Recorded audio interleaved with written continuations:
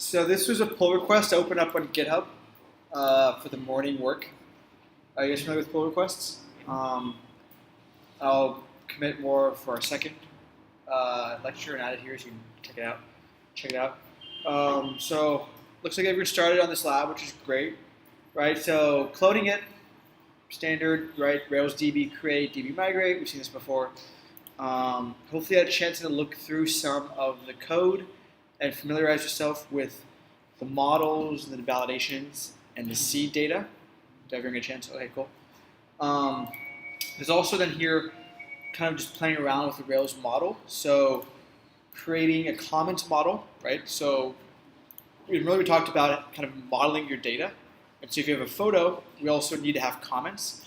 And the comments are their own model, right? But we need to connect the model of the comments to the model of the photo so that they know how to relate. So that if you write a comment on a photo, it's not going to show up somewhere else, right? So remember the belongs to and has many, right? They're inverses of each other.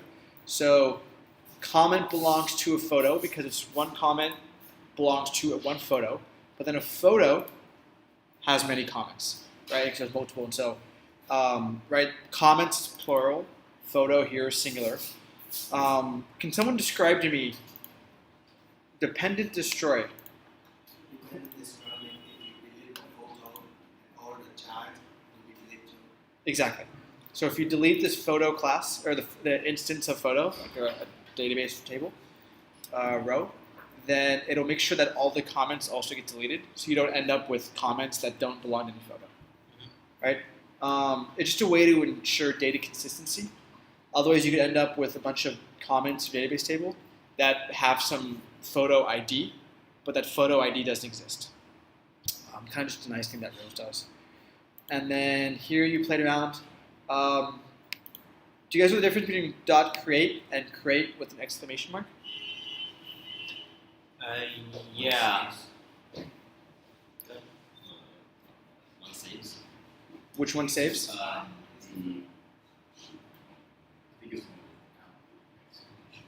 So I think both save, except that the second one will throw an error, will stop the process if there's an error. Exactly. So they both save. The first one just returns true or false. So if it was a success, it returns true. If it was a failure, it returns false. This one, with the exclamation mark, which in Ruby we call bang, right? So create with the bang. If it doesn't work, it'll throw an exception. So rather than having to check, it'll just basically stop the execution in this case.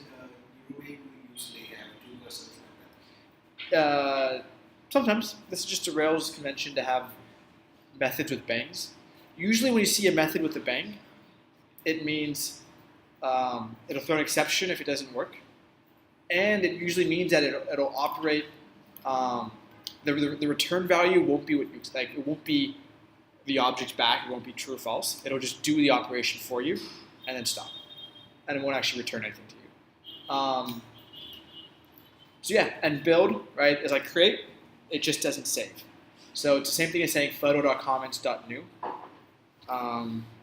Same syntax, right, doesn't save, just creates it for us. And then save, right, pretty straightforward. What was this? Oh, the syntax? Yeah, don't use that, that's unclear. It's not quite clear to look at it what that means. And so if someone else looks at your code and sees that, they may also be confused.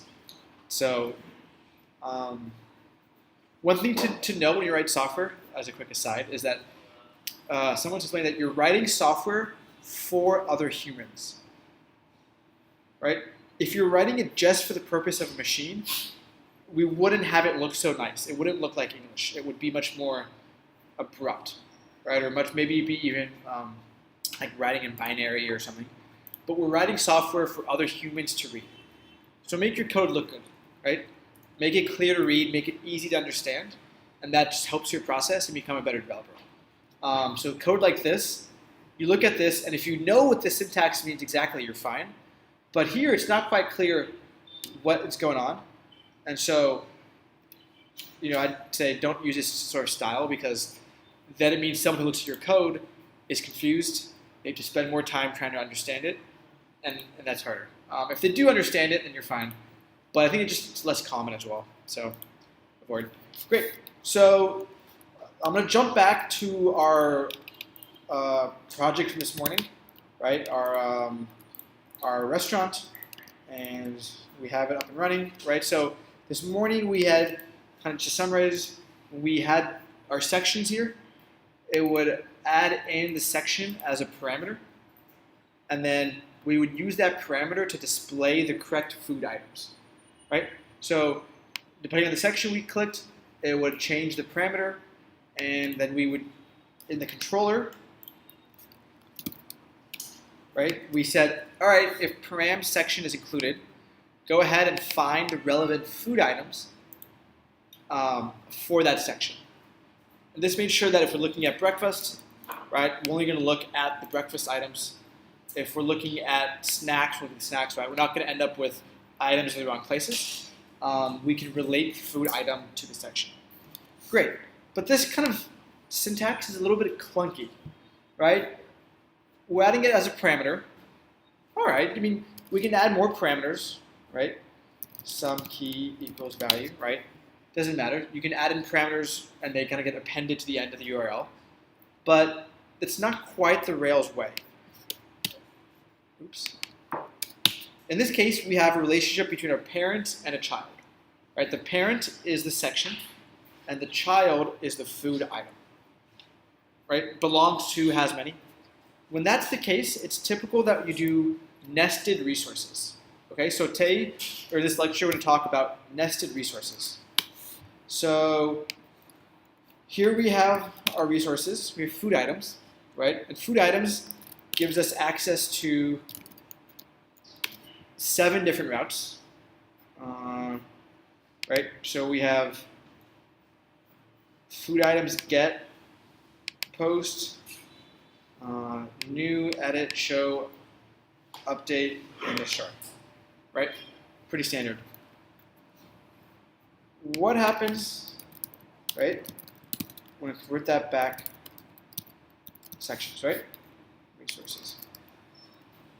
Right? So we have sections before, but we said before we converted it to the menu controller. If we add sections back in as a resource, right, now we get sections path. Right? So we have our sections path. So, right, we get our standard routes. And we also have our /food items. Okay? And I'm actually going to rename menu to section. And menu controller to sections controller.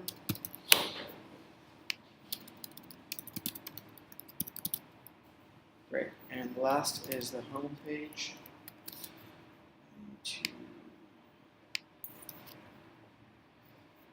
Link to section.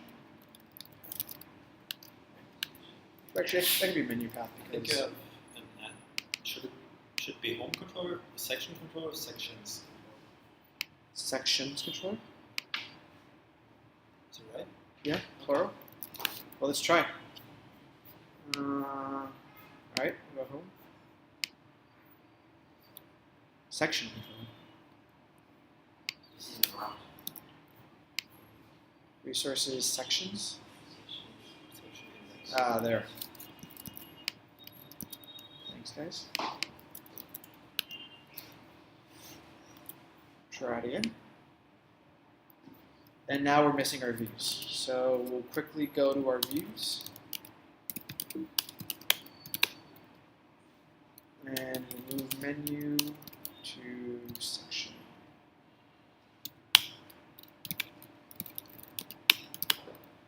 Cool.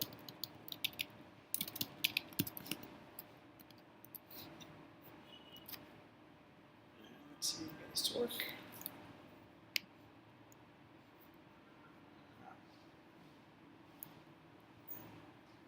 Sections controller. Alright. See that.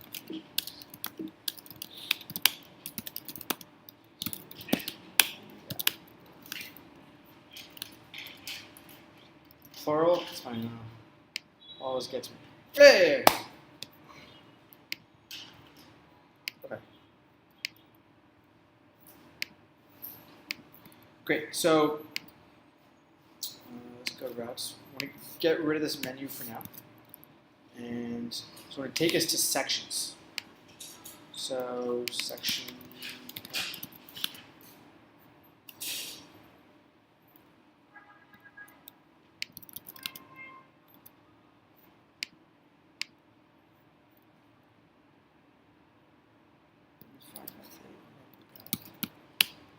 So app view sections. We need to update this path as well here.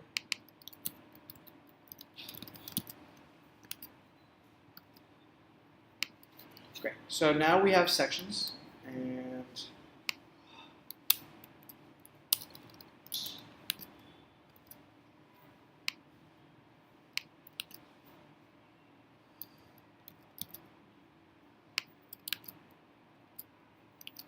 this should be section.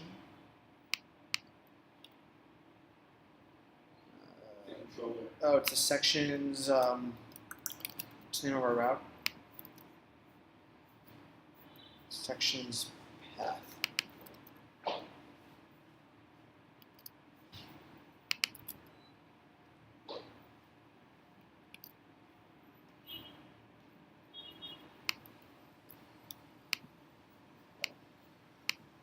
Should be a slash, not a dot.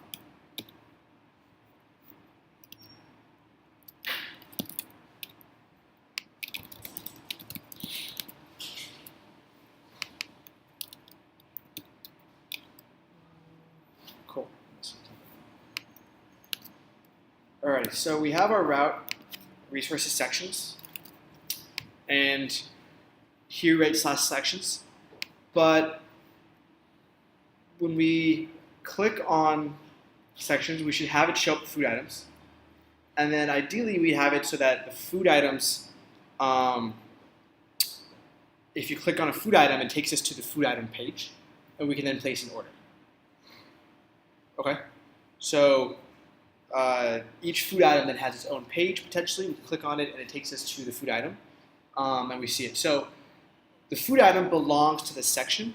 So we want to have a nested route so that the section, the food item falls underneath the section.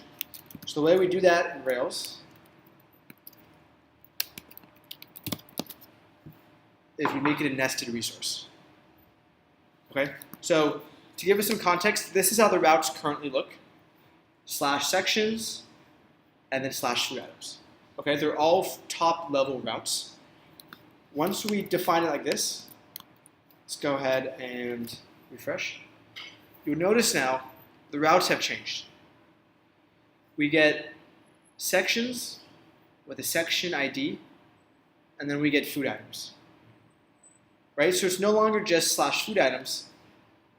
Now the food item is a URL that first is prefaced by slash sections. And that's what's called a nested resource. So the way to access food items is not directly to food items, but it's through the section or through the parent. We still have, by the way, our sections, right? So these are still our sections resources. These are still fine. These haven't changed. But what did change now is the food item is no longer just slash food item, it's slash sections. This now becomes the ID of the section. Then we have our food item, and we still have the same resources. So we have index, create, new, all the same actions as before, but now the URL is a little bit different. Okay, so that comes from adding this as a nested resource. Doing it as such makes it so that the food item comes underneath the section. And we still have our food item controller, right? Food item controller is still there. And our sections controller still there. Nothing's changed, but what has changed is that we now have these new routes. Question? So when you use the ID to the nested one, Say it again. this will always use the section ID, colon ID to go to the nested one. Yeah. So in order to access food items, there's no way to access food items without supplying a section ID. So you have a nesting nest, and you will continue to use the food ID. Exactly. Yeah. So this ID here, exactly, is the ID of the food item. And this is to say you can keep going if you want, right? We could even do, oops, orders. Something. And if we do that, now we can keep going. Food item ID, orders, right? This ID here, what does that refer to? Orders, exactly, right? So sections, section ID, great. Food item ID, great. And now we have an order with an order ID, right? So you can keep, and then here are the routes we earlier defined, food items. And here is our sections. So you can keep going and adding in more things as needed, right? But then our food item controller, which we created from the scaffold, still here. Great. So when we go to a route, this is the section controller, right? When we go to a certain section, we should be able to show the information for that section. So section.find, right? And we're find the section, params ID, okay? And we'll be quick about this. And we want to create show.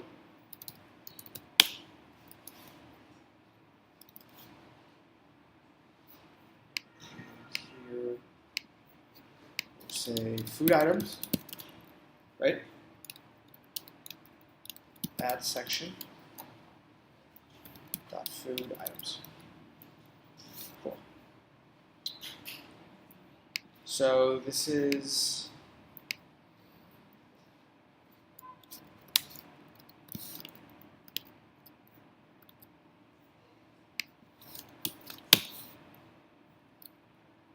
that section is not cleared out.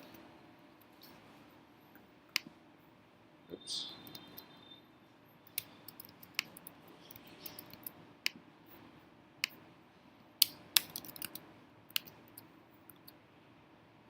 Great, so here is our menu, and we'll add in just a helper, so we'll say section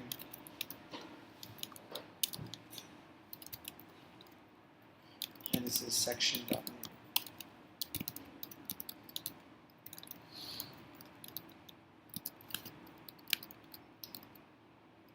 Cool. So the last thing we do is,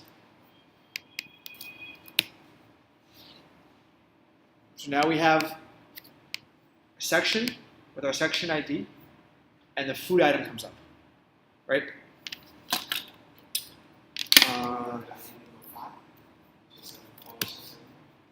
Right, we just had no items for dinner.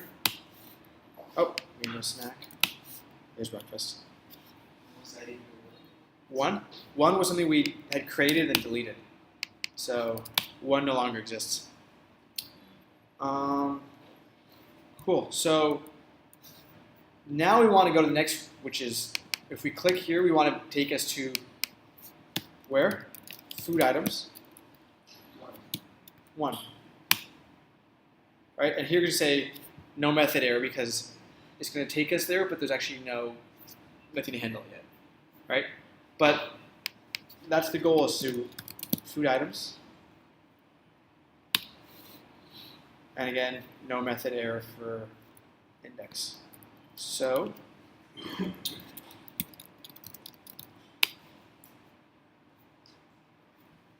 let's see. Food items index.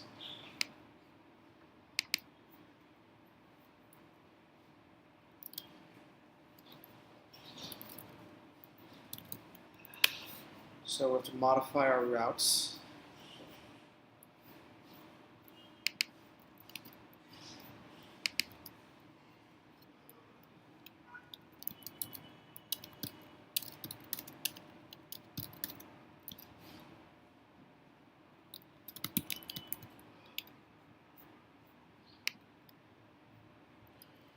So again, we get to food items. We're going to get the section. Except in the sections controller, right? We had said section.find parameters ID.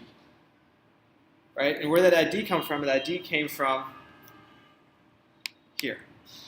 But now that we're looking at the food items, right? The ID corresponds to the food items, we actually need to call the section ID. And that's where we get access to the section ID. So food item controller, we can say the section, right, equals section dot find. This is params. Section ID. Yeah? And we're actually going to move that down here. Set food item.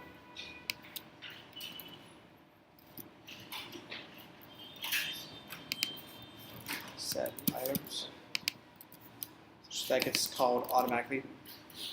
So we defined here an action, for action. We pass in a function name. And on these routes, it'll call this action first. It's just basically a way to refactor the code and pull out all the common things. So here we're going to say, all right, we're going to need a section and we need a food item, right? So we'll find the section and we'll find the food item and we'll set them as such. Is that clear?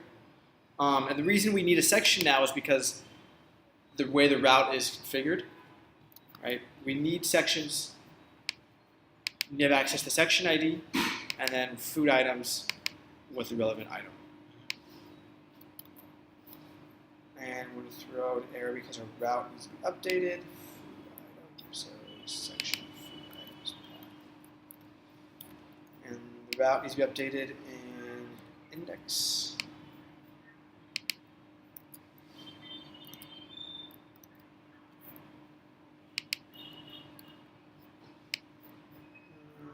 Section food item path.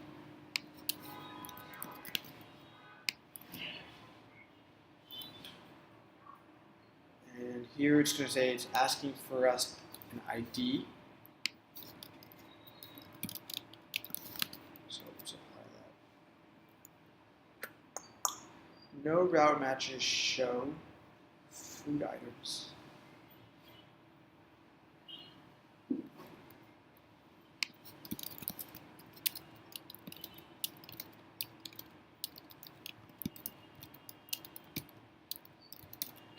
Section.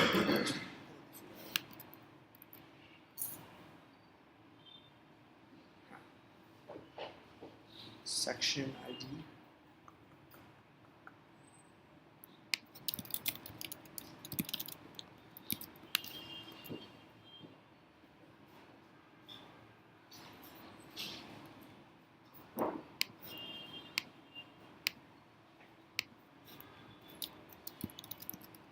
Sorry guys.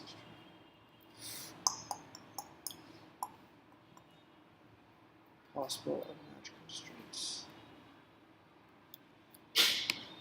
So here we have our section food items path.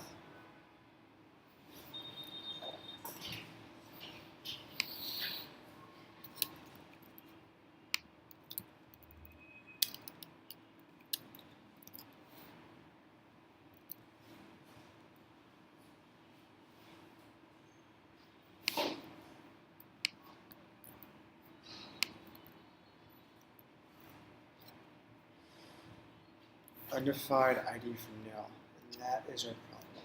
Why is ID section nil? So it looks like add section is not being properly. Oops.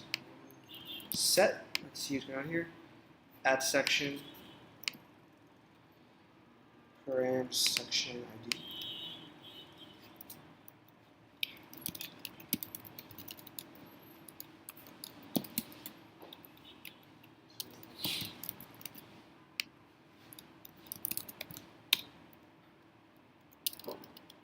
Looks like it is nil.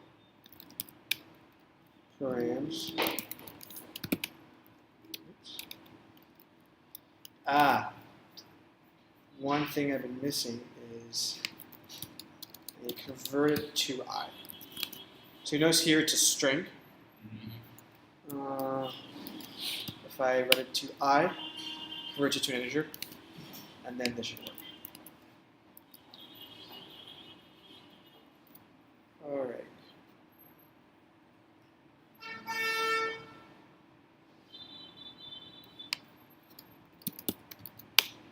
It's still nil.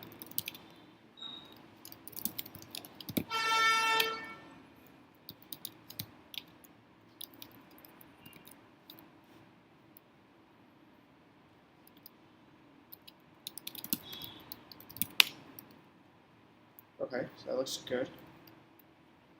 So we can find our section. Let's see, add section, set items, show. Set the index. So you don't have a set Oh. index.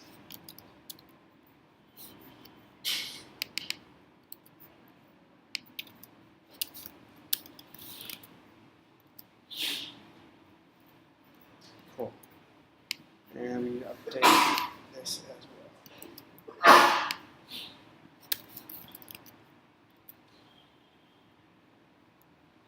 New food item path. Oh, it's down here. New section food item path.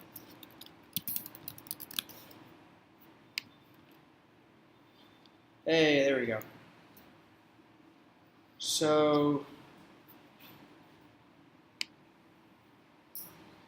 and it'll look for, yeah. So we have our menu, right? So we go to breakfast. Then we can show the food items, right? And so now it's a nested route. And notice that it's currently showing every food item. That is also a bug. Let's fix that. So here it's showing food items.all. We can say at section.food items. Yeah? Hey, there we go. So now we're only going to show the items for breakfast. And this items for lunch, and so forth. Okay, so apologies a little bit of that roundabout. Let's make this a little better section here. Right now it's printing out just like the memory location. It's not very helpful. So this view, right, is the sections, food index, and here prints out section. We're going to print out section.name. And here for price, number to currency. Just a Rails helper. Make it a little nicer formatting. And at least, I wonder if we could do number to currency. Specify currency. Have you ever tried this? To do it not in English, but how do you specify the currency type? You have to declare what currency you want to use. Let's look up the documentation.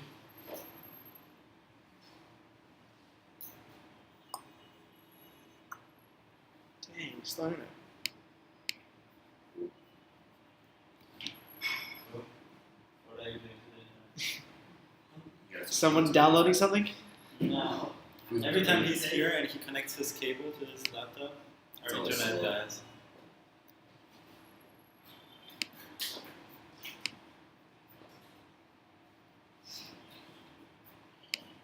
Alright, let's see. Number to currency. Locale.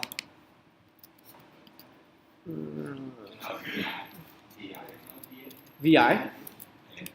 Shouldn't be the end. Yes. Someone wasn't thinking very well when they did that. I just want to use Google as Undefined method VI.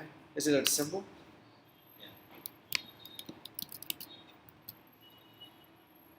Yeah. VI is not a valid locale. Try the end. Will that work?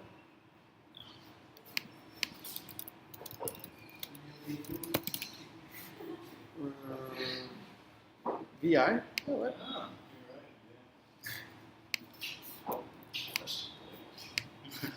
yeah, that's one. Oh, unit. Okay.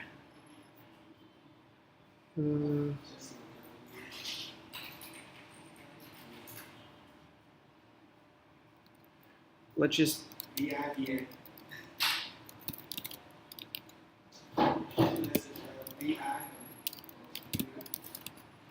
see if we just do that. Customize it.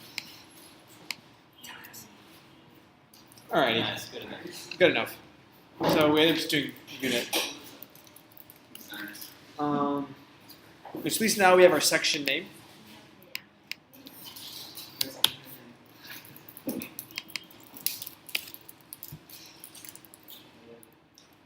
Yeah.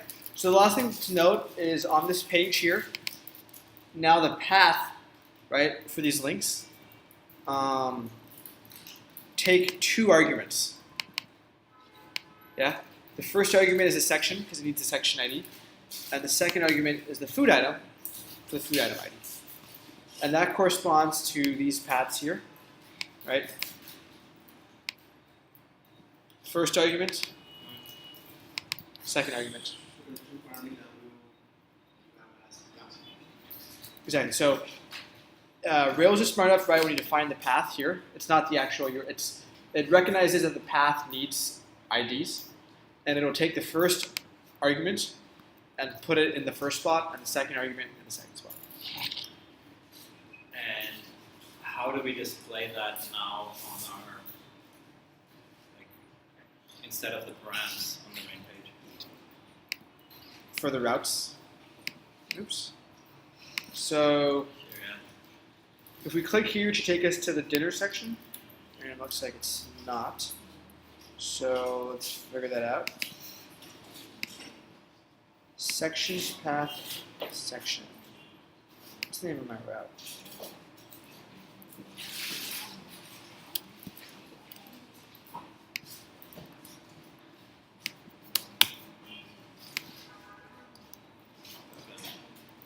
Cool. Okay, so we're not trying to display it within one page anymore. You still could. Or you can have it here, go to a second page. Okay. But if we're using nested resources, then it will be a second page. Right, using the params, or section equals breakfast, that kept it on one page. And we should probably add a link to the food items.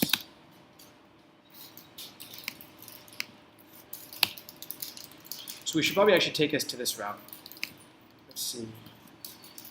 That route is this one, section food items path. So section food items path. Yeah? So now if we go to the menu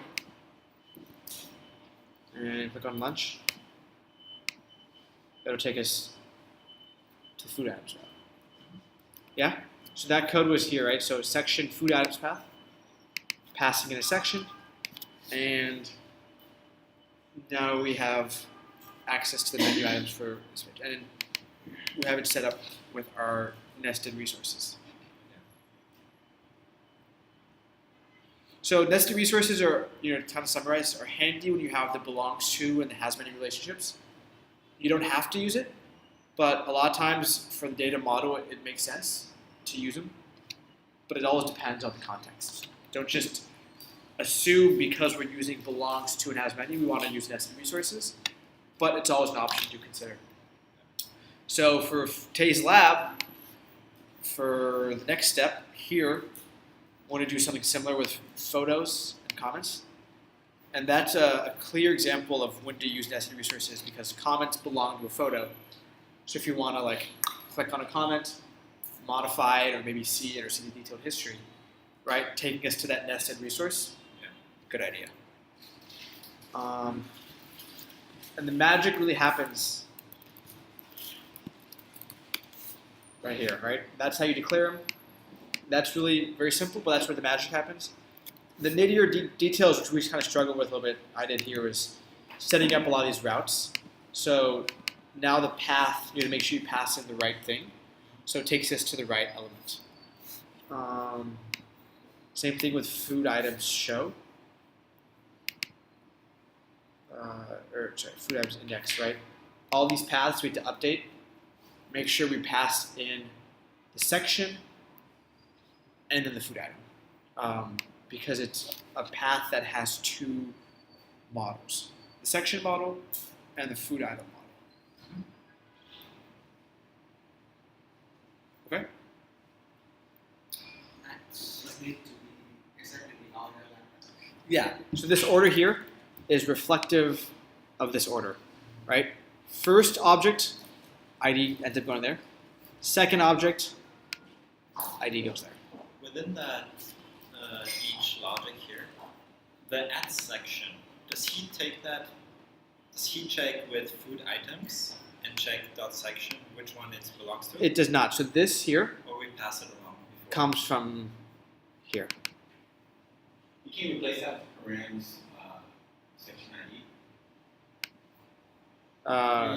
Yeah, it's there. Okay. Like, Oh, here? Yeah. Yeah. Oops. Does that work?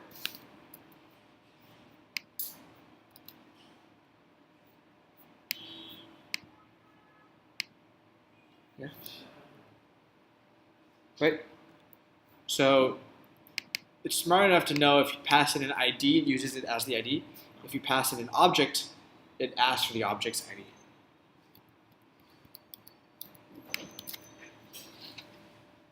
Conversely, we also could do this.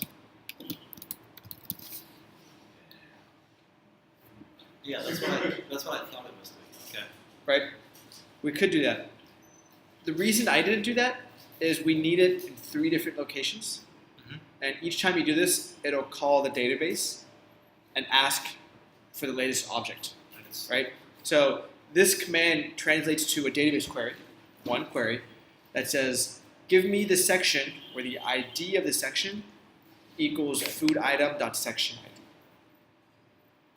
Yeah? So for every item. So if we have this line here and here, it'll end up resulting in 3 different database calls. Not the worst, but maybe you want to think about not making redundant calls to the database. And so that's why I chose to do it once here. And then that way, right, we have it stored locally. No need to call it from the database.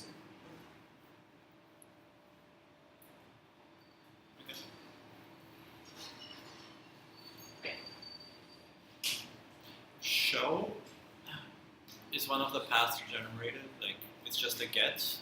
Yep. So here is our index, and then here is our show. It's just a get to the. main It's a one. get, but you supply an ID, Okay. a get of a specific resource. Yep.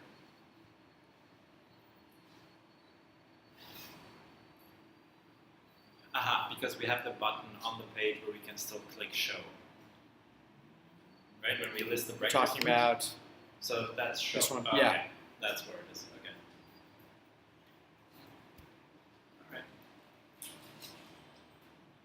All right. Okay. So that's nested resources. Let's go ahead and continue with the lab, and we will play around with nested resources with photos and comments. Thanks. Thanks, guys.